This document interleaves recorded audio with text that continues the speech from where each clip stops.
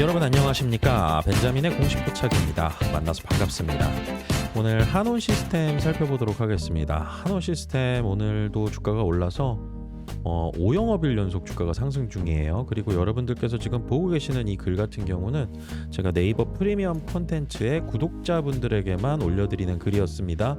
그리고 9월 24일 날 유상증자 공시 보고 그 다음에 거기에 대한 설명을 드린 다음에 그 다음에 제가 매수에 대한 의견을 드렸죠. 그래서 오늘 신규 진입 의견을 드린다. 포트폴리오에 편입을 하자. 그래서 저희가 같이 투자를 해나가자 이렇게 해서 구독자분들에게 글을 쓰고 그 다음에 지금 주가는 28% 이상 지금 상승하고 있는 구간에 있습니다. 그런데 저는 어떤 특정한 이벤트에 주가가 어느 정도 레벨이 도달하게 되면은 이 종목을 매도를 할 예정입니다. 그런데 지금 기간이 좀 남아 있어요. 그래서 거기에 대한 기준에 대해서 좀 간략히 설명을 드려보도록 하겠습니다. 자, 우선은 여러분들께서 달력을 하나 켜두시고요. 그 다음에 우측에 이 증권 신고서를 하나 켜두시면은, 그리고 여기에 유상증자 관련해서 한온 시스템의 주요 일정을 보시면은, 그리고 또 주가를 보시면은 좀 제가 말씀드리는 내용을 잘 이해하실 수 있을 거라 생각이 듭니다. 제일 처음으로 이 공시가 나왔을 때 제가 첫 영상에서는 그 말씀을 드렸죠.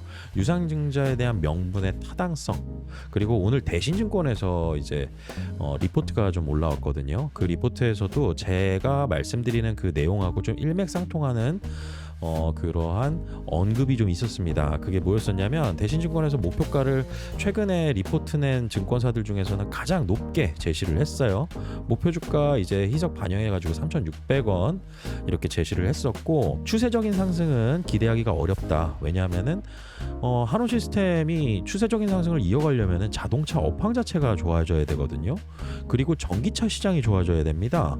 그리고 한온 시스템은 냉난방 공조장치 이 부품, 자동차 부품 관련해 가지고 전기차량으로 설비 투자를 많이 늘려놨어요. 그렇기 때문에 전기차가 많이 팔리고 현대기아차가 차량 판매가 많이 늘어나고 글로벌 이제 관세 불확실성 때문에 이 자동차 업종들이 굉장히 많은 피해를 봤었는데, 여기에 있어서 좀 개선되는 모습이 보이려면 이제 정책적인 어떤 변화가 만약에 생긴다라고 하면은 거기에 대한 수혜 기대감, 이런 부분들이 있어야 되겠는데 아직까지 그게 뚜렷하게 보이는 부분은 없죠. 그렇기 때문에 대신증권에서도 추세적인 상승은 기대하기는 어렵지만은 주가 변동성 가지고 트레이딩 관점에서는 유효하다, 이런 식으로 이제 언급을 했습니다. 그래서 많이 중요한 내용은 아니고 제가 기존에도 말씀드렸던 내용이기 때문에, 그러면은 이 변동성 관련해서 트레이딩 관점, 그러면은 쏠림 약간 있다. 그리고 유상증자 이벤트 아직 안 끝났다. 언제 끝나느냐?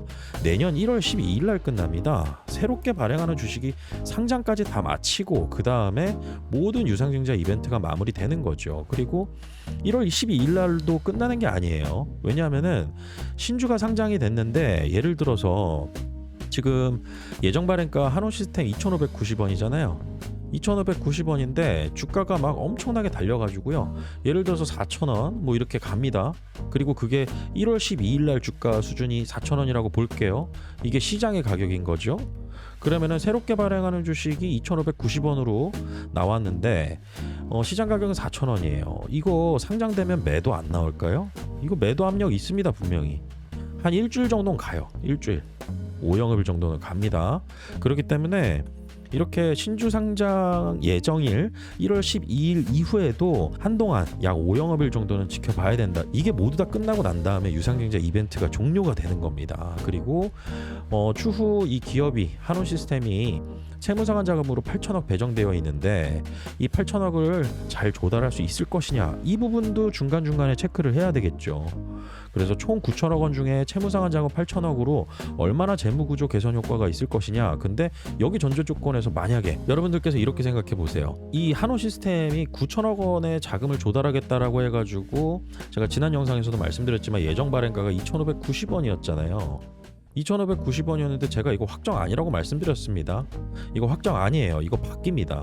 공시로 1차 발행가 나오고요. 그 다음에 2차, 그 다음에 확정, 이렇게 나옵니다. 그렇기 때문에 예를 들어서 한온 시스템이 9천억 원 자금 조달하겠다라고 했는데 주가가 막 빠져요. 주가가 막 빠져서 예를 들어서 한 6천억 원밖에 조달을 못한다. 6천억밖에. 그러면은 이거 시장에서 어떻게 받아들일까요? 유상증자 해가지고 재무구조 개선하는데 8천억 배정이 되어 있었는데 6천억밖에 배정이 안 돼 있으면은 유상증자를 통해서 새롭게 주식도 발행하고 주주들의 이 가치 희석까지도 동반을 했는데 실제로 이 재무구조 개선의 효과가 일어날 수 없을 만큼의 그 금액이 좀 줄어들었다라고 하면은 이거 시장에서 노이즈 발생하죠. 기업 입장에서 얼마나 중요할까요? 그렇기 때문에 유상증자에서 확정 발행가 나오기 전까지는 이 준비 잘 해놓고 이 가격 올려야 됩니다. 그렇기 때문에 준비 잘 된 기업하고 준비 안 된 기업하고는 공시를 중간중간에 할 때, 그 다음에 이 재료 발표할 때 이때 티가 딱 나요. 그래서 유상증자 같은 경우는 진짜 볼 게 많은데 제가 한 번의 영상으로 종합해가지고 다 말씀드리기가 굉장히 어렵습니다. 내용이 상당히 많거든요. 오늘 권리락 얘기 먼저 드릴 거예요. 권리락. 이 권리락이 왜 중요하냐? 우선은 이 유상증자 공시 나오면 우리가 신주청약에 참여할지 말아야 될지 이것도 고민이 될 거 아니겠어요? 그런데 저 같은 경우는 웬만하면 신주청약 잘 안 하는 편입니다. 신주인수권 증서 권리만 딱 챙겨놓고 거래기간에 파는 경우가 있어요. 한원시스템 같은 경우는 25년도 12월 4일부터 12월 10일까지입니다. 그런데 여기에는 또 다른 기회가 있을 때가 있습니다. 그게 바로 뭐냐면 권리락 이전에 매도 이렇게 하잖아요. 그렇게 됐을 때는 새롭게 발행하는 이 신주에 대한 권리, 그 권리가 돈을 주고 매도를 할 수가 있거든요. 그런데 그 권리도 안 챙기고 그냥 다 팔아버리는 겁니다. 다 매도를 해버리는 거예요. 이때가 언제냐? 주가가 많이 상승했을 때. 주가가 많이 상승해서 쏠림이 있었을 때. 쏠림이 있고 그 다음에 권리락일날 기관들하고 외국인들의 매매 패턴 이런 것들이 좀 있거든요. 그러면은 이 권리락일이 왜 중요한가? 쉽게 예를 들어서 설명을 드려볼게요. 제가 달력을 보면서 그리고 제가 증권신고서에 이 일정 보면서 말씀드리는 게 있습니다. 그래서 이걸 바탕으로 말씀드리는 거예요. 그래서 우선은 권리락일이 중요하다라는 것은 무엇을 의미하느냐? 여러분들 이 신주청약에 참여하려면은 어떤 신청이 필요한 게 아닙니다. 신청이나 어떤 서류상의 어떤 등록 이런 거 하나도 필요 없어요. 그냥 어떤 특정한 날 이전에 주식을 보유만 하고 있으면 돼요. 보유만. 그런데 이 보유하고 있는 그 기간, 특히나 새롭게 사시는 분들 같은 경우는 어떤 특정일이 굉장히 중요하거든요. 그래서 신주 배정 기준일도 중요한데 그 이전에 권리락일이 훨씬 더 중요합니다. 이게 뭐냐면 이 락은 떨어질 낙자예요. 권리는 무슨 권리냐? 유상증자하는 기업은 유상증자를 통해서 새롭게 발행하는 주식에 신주를 청약할 수 있는 권리, 무상증자 같은 경우는 무상으로 발행하는 그 주식에 이 주식을 받을 수 있는 그 권리, 배당락 같은 경우는 그 배당을 받을 수 있는 그 권리를 챙기는 그런 특정한 기준이 있다라는 거죠. 근데 그 기준이 떨어지는 날이래요. 이날은 매수를 하더라도 새롭게 발행하는 주식에 신주청약에 참여할 수 없다라는 거죠. 그리고 그게 바로 신주배정 기준일이 14일이라는 거고. 그런데 이상하잖아요. 내가 14일이 신주배정 기준일이라고 했는데 그렇게 들어서 알고 13일 날 보니까 주가가 예를 들어서 뭐 3,000원짜리 기업이었었는데 이 3,000원짜리 기업의 주가가 2,800원으로 줄어들어 있네. 그리고 이날이 신주배정 기준일 바로 전 영업일인 권리락일이네. 그래서 나 그러면 신주배정 기준일이 14일이니까 오늘 이거 사가지고 주가도 빠졌으니까 이거 사서 신주청약에 참여해야지 라고 했을 때 이게 해당이 안 된다라는 거죠. 이게 왜 그런 거냐면 여러분들께서 이것만 기억하시면 됩니다. 신주배정 기준일날 무엇을 하느냐? 회사에서는 주주 명부 열어봐요. 주주에 대한 명부. 그러면은 투자자 입장에서는 그리고 저희 주주들 입장에서는 주주 명부에 올라가려면 어떻게 해야 되느냐? 제가 어떤 서류 절차나 이런 게 없다라고 했죠. 어떤 특정한 날 이전에만 주식을 매수해 놓으면 돼요. 그게 언제냐? 권리락일 바로 이 전 영업일이에요. 12일. 이건 또 왜 그런 거냐? 원칙적으로 우리가 주식을 HTS에서 매수를 하잖아요. 매수를 하고 난 다음에 T+2일 거래일로부터 2영업일이 걸린 뒤에 모든 업무 처리가 종료가 됩니다. 이건 원칙이에요. 이거를 뭐 이제 T 플러스 1일로 바꾸는 거 어떠냐 이런 얘기 많이 나오고 있는데 아직까지는 T 플러스 2일입니다. 그래서 주주 명부에 올라가려면은 12일 날 매수를 하는 거죠. 매수를 하고 13일이 1영업일, 14일이 2영업일. 그래서 이날 오후 모든 장이 종료가 된 다음에 오후에 주주 명부를 열어봤을 때 내가 12일 날 매수를 해놓으면 이때 올라간다라는 거죠. 그렇기 때문에 권리락일 날 내가 주식을 매수하더라도 그러면 언제 이제 주주 명부에 올라갈 수 있느냐? 17일 날 올라갈 수 있는 거죠. 15일은 토요일이라서 안 되고 16일은 일요일이라서 안 되고. 그래서 13일 날이 권리락일이고 이날은 매수하더라도 신주를 청약할 수 있는 권리가 떨어진다. 이렇게 보셔야 됩니다. 그런데 여기서 반대의 개념을 생각해 보셔야 돼요. 예를 들어서 지금 저 같은 경우는 구독자분들하고 9월 24일 날 매수를 해놨잖아요. 매수를 해서 지금 보유 중이에요. 보유 중이고 가격은 3,040원이고요. 이렇게 해서 보유를 해오고 있었는데 지금 주가 수익률이 28%가 넘어가고 있습니다. 넘어가고 있는데 이게 만약에 주가가 더 올라갔어요. 주가가 더 올라가서 이런 경우들이 있거든요. 제가 예전 영상 여러분들 보시면은요, 한화 에어로스페이스, 포스코 퓨처엠, 그 다음에 삼성 SDI, 그 다음에 LS 마린 솔루션, 이 이외에도 유상증자 공시만 나왔다 하면은 거기서 투자 기회가 될 만한 종목들 같은 경우는 같이 투자하고 그 다음에 영상으로도 올려드렸습니다. 그래서 그런 종목들 중에서 주가가 많이 올라가는 종목들이 있어요. 그래서 주가가 막 40%씩 올라갑니다. 이렇게 올라가게 됐을 때는 어떤 욕구가 생기냐? 이건 기관 투자자들의 입장이랑도 일맥상통한다라고 보시면 됩니다. 그러면은 이 13일이 권리락일이잖아요. 권리락일인데 이날 주식을 모두 매도를 하는 거예요. 매도. 제가 아까도 말씀드렸죠. 13일 날 매수를 하면은 주주 명부에 언제 올라가느냐? 17일 날 올라간다. 그래서 12일 날 매수를 해야 신주 배정 기준일인 14일 날 주주 명부에 올라간다. 그런데 매도를 13일 날 해볼게요. 그러면 주주 명부에서 빠지는데도 똑같이 2영업일이 걸립니다. 그러면은 신주 배정 기준일인 14일까지는 살아 있는 거예요. 그래서 13일 날 권리락일 날 기준 주가가 바뀌는데 그 기준 주가 바뀌는 것까지 맞고 권리락일 맞고 그 다음에 13일 날 내가 100주 가지고 있었는데 이걸 다 매도를 해요. 그러면 신주에 청약할 수 있는 참여할 수 있는 그 권리가 살아 있습니다. 그래도 이건 원칙적으로 받아들여셔야 되는 부분이에요. 그래서 100주를 가지고 있다가 내가 수익률이 40%인데 이 100주를 0주로 만드는 거죠. 0주로 만듭니다. 그러면은 100주 가지고 있으면은 한원 시스템 몇 주 받아갈 수 있나요? 40주. 새롭게 발행하는 주식 40주 배정받을 수 있습니다. 이건 공시에 나와 있어요. 그래서 100주를 가지고 있으면 40주 새롭게 발행하는 싸게 발행하는 할인 발행하는 이 주식을 40주를 가져올 수 있는데 100주 가지고 있던 거 40% 수익이니까 이건 다 팔아버려요. 그리고 싸게 발행하는 40주만 딱 챙기려고 해요. 이런 일들이 발생하는 날이 권리락일이에요. 그래서 이때 변동성 되게 큽니다. 변동성 되게 크고요. 저 같은 입장에서는 이 권리락일도 맞기가 싫은 거죠. 이 권리락일을 맞는다라는 게 어떤 이 내용이냐면은 기준 주가 바뀌면서 새롭게 발행하는 그 주식에 참여할 수 있는 그 권리, 청약할 수 있는 그 권리, 이건 챙기잖아요. 여기에도 가격이 형성되거든요. 그렇기 때문에 이 권리락일 날 기준 주가 하락하는 거 맞고 그 다음에 내가 40%인데 그 하락을 맞고서라도 35% 정도 수익이다. 그리고 새롭게 발행하는 주식이 굉장히 쌀 것 같다. 이거 예상이 된다라고 하면은 100주 가지고 있는 거 다 팔아버리고 그 다음에 새롭게 발행하는 주식 수만 딱 가져가서 내가 싸게 발행하는 주식으로만 포트폴리오를 이 종목을 한원 시스템을 가져간다라는 것이죠. 그래서 이렇게 권리락일 이전에 매도하는 경우도 있어요. 그리고 권리락일 날 매도하는 경우도 있고 그런데 주가 추이를 봐가면서 결정해야 되고요.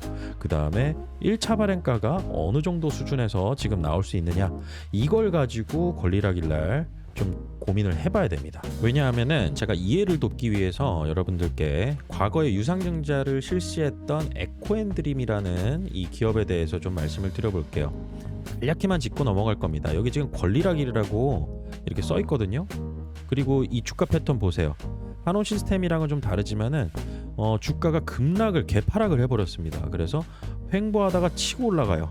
그래서 이 기업 같은 경우도 유상증자를 했었고, 에코앤드림 같은 경우는 우리나라에서 전구체 기업, 다시 말해서 양극재의 주 원재료죠. 이 전구체를 생산하는 기업입니다. 그리고 이 기업이 유상증자를 발표했을 때는 설비 투자 확장 때문에 그랬어요. 그래서 이 종목도 제가 다뤘던 종목이거든요. 그래서 주가가 개파락해서 이렇게 크게 하락했다가 주가가 막 상승합니다. 앞으로의 기대감이 막 생기는 거죠. 그런데 이 종목은 권리락일 이후에 주가가 더 치고 올라갔어요. 더 치고 올라갔는데 이 기업 같은 경우는 이 중간에 단일 판매 공급 계약 공시, 수주 공시 이런 것들이 막 나옵니다. 그래서 이렇게 권리락일 이후에 더 치고 올라가는 경우, 아니면 권리락일 이후에 주가가 쭉 빠지는 경우, 이런 경우들이 생기는데 이거는 상황마다 조금씩 달라요. 하지만 중요한 거, 이 권리락일을 기준으로 주가가 어떤 방향성을 결정할 때가 되게 많다. 그래서 아까도 제가 말씀드렸다시피 이 주가 오른 폭이 그 이전의 수준을 못 되돌렸잖아요. 유상증자 공시하기 이전의 수준을 되돌리지 못했습니다. 그 이후에 되돌렸어요. 그래서 저희는 지금 한온시스템에서 유상증자 발표를 통한 주가의 이벤트 매매 관점에서만 접근한다라고 하면은 앞으로 주가 방향성에 따라서 제가 매수와 매도에 대한 의견이 달라질 수 있다라는 거는 기준이 권리락일이 먼저이다. 그리고 가지고 있던 주식 수를 모두 매도해도 새롭게 발행하는 주식을 살 수 있는 그 권리 챙길 수가 있다. 그리고 반대로 권리락일 날 매수를 하는 분들은 새롭게 발행하는 주식에 청약에 참여할 수가 없다. 그래서 가격 봐가면서, 그리고 권리락일 이벤트 일정을 굉장히 중요하게 저희는 바라보고 주가의 추이, 그 다음에 제가 구독자분들에게도 계속 공유드리는 내용이지만은 앞으로 1차 발행가가 얼마에 나올 것이냐, 얼마로 1차 발행 가격이 나올 예정이냐, 이 부분을 계속 미리 시뮬레이션하고 계산을 해봐야 됩니다. 제가 이거를 공시를 통해서 나와 있는 그 자료를 바탕으로 엑셀로 직접 수식을 만들어 가지고 매일매일 체크를 하고 있어요. 그래서 오늘 같은 경우 1차 발행 가격이 제가 지난 영상에서 말씀드렸을 때보다 높아졌습니다. 예정 발행가는 아무 의미 없어요. 2,590원은 아무 의미 없습니다. 제일 중요한 거는 1차하고 2차, 그 다음에 1, 2차를 종합해서 확정 발행가액이 나오는 게 중요합니다. 그래서 오늘 기준으로 해가지고 보면은 2,855원이고요. 현재 시장의 주가하고는 36.43% 차이 납니다. 그렇게 됐을 때 2,855원으로 해서 새롭게 발행하는 주식수를 곱하게 되면 이 한온시스템 같은 경우는 9천억 원 정도 규모의 자금 조달이 9,900억 원으로 늘어나게 돼요. 그러면은 버퍼를 더 많이 만들어낼 수가 있고, 예정보다 더 많은 자금을 조달을 했을 때는 시장에서 그러면은 부채 상환을 더 할 수도 있겠네.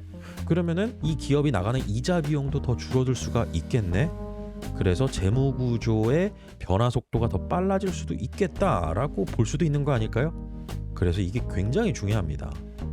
그래서 여러분들께서 지금 제가 영상을 3번째 올리는 걸로 알고 있어요. 한온시스템 관련해서는요. 그래서 이 한온시스템을 저 벤자민과 함께 같이 투자해보고 싶으시다라고 하시면은요, 우선은 네이버 프리미엄 컨텐츠를 네이버에서 검색을 하셔도 나오고요. 제가 링크도 좀 걸어놨습니다.